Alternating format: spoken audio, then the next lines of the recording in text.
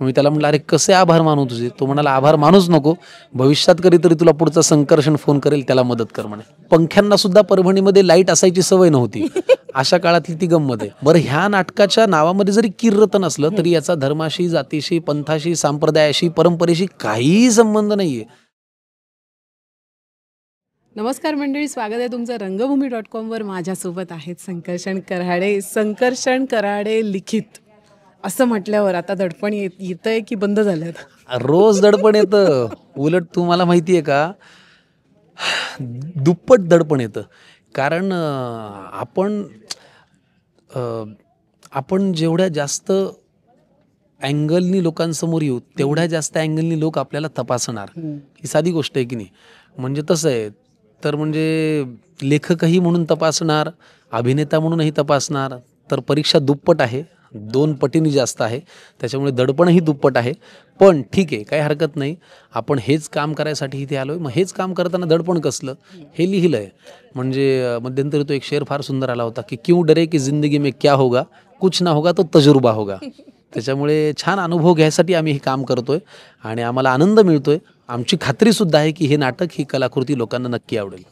And तुम्ही हे बोलताय, तुमचं मोठेपण आहे, पण कसं आहे, ते स्टुडंट्सने कधीच हे नसावं परीक्षेत उतरताना ओव्हर कॉन्फिडंट. पण प्रेक्षक ओव्हर कॉन्फिडंट आहेत आणि त्यांना हमी आहे की काहीतरी चांगलंच बघायला मिळणार आणि ते गर्दी करणार आहेत नाटकाला, याची आम्हाला खात्री आहे. थँक्यू. नाटकाच्या नावाने सुरुवात करूया. ते आधी तुम्ही सांगा, नाटकाचं नाव नक्की काय आणि त्यामागची तुमची भूमिका सांगा. बघा, नाटकाच्या नावामध्ये 2 शब्द आहेत, कुटुंब आणि कीर्तन.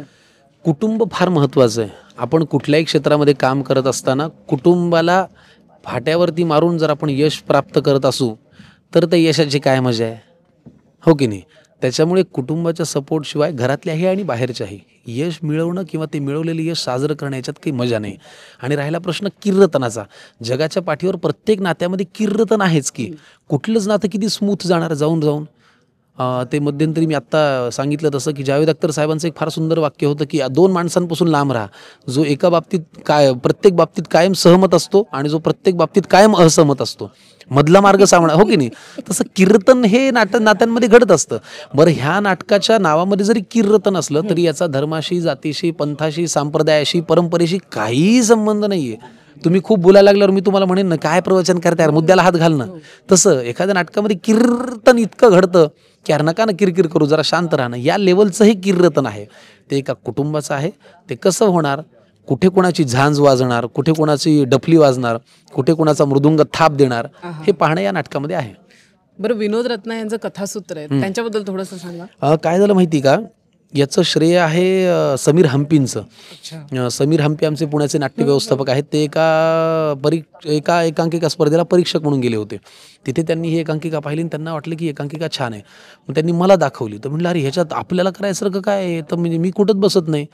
मग आम्ही त्यातली फक्त एक घटना घेतली आणि त्या घटनाभोवती अख्खा स्वल्पविराम, उद्गारवाचक, पूर्णविराम हे सगळं लिहिलं मी. घटना तेवढी एक छोटीशी घटना उचलली आणि हे नाटक रचलं.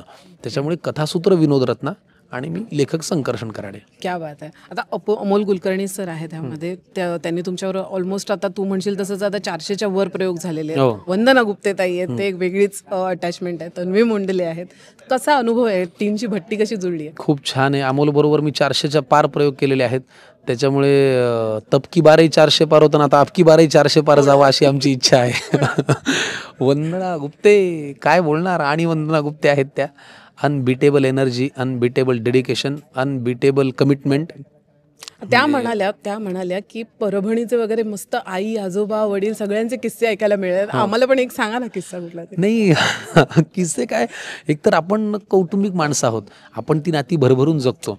तर योगायोगाने या नाटकातली भाषा सुद्धा थोडीशी मराठवाडी आहे.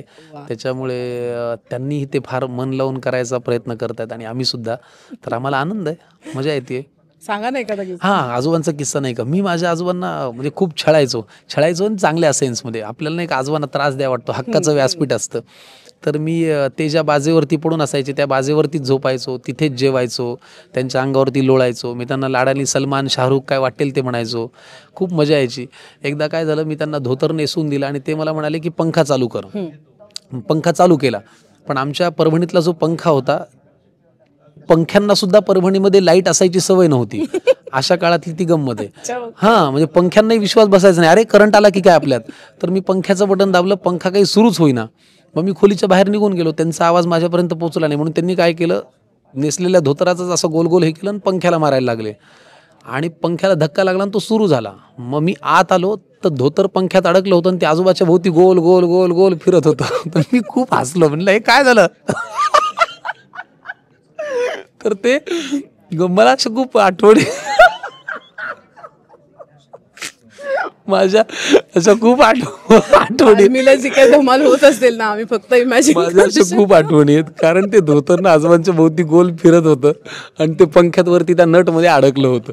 तर अशा खूप आठवणी आहेत, काय सांगू.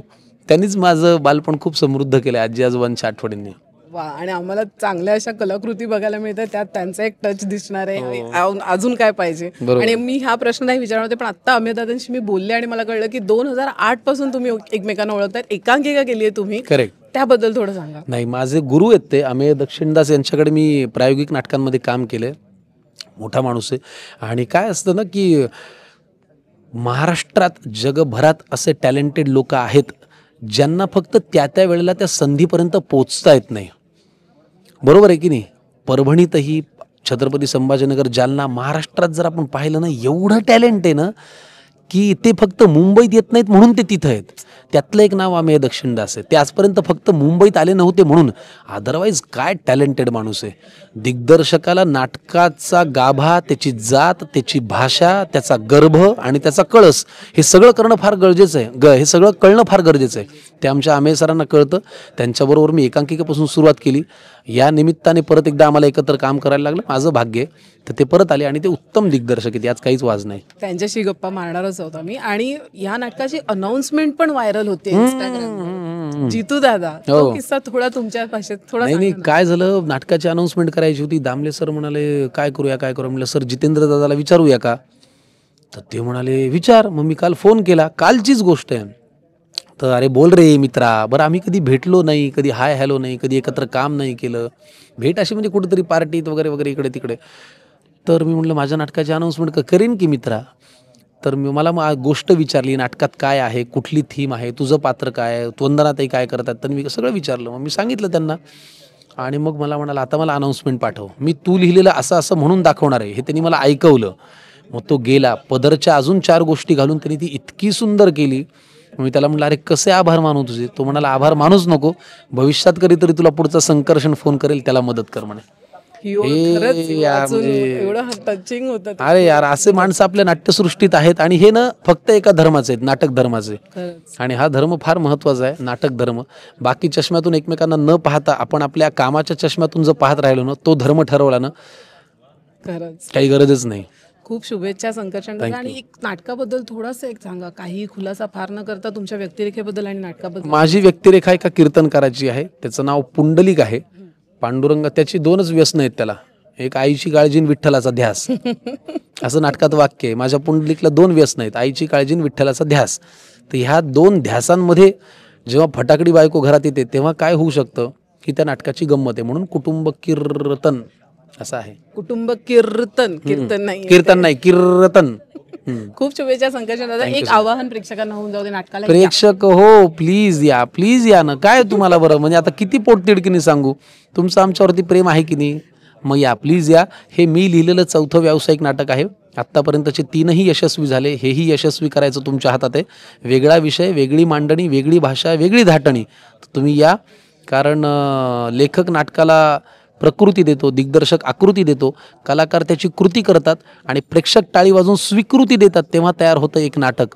आता तुम्ही टाळी वाजवा येऊन, मी वाट पाहतोय. Thank you so much. टाळ्यांचा कडकडाट होणार आहे, स्टँडिंग ओवेशन मिळणार आहे. खूप शुभेच्छा. 500 तर आरामातच होतील, 1000 पर्यंत जाऊ. Thank you so much. खूप धन्यवाद. धन्यवाद.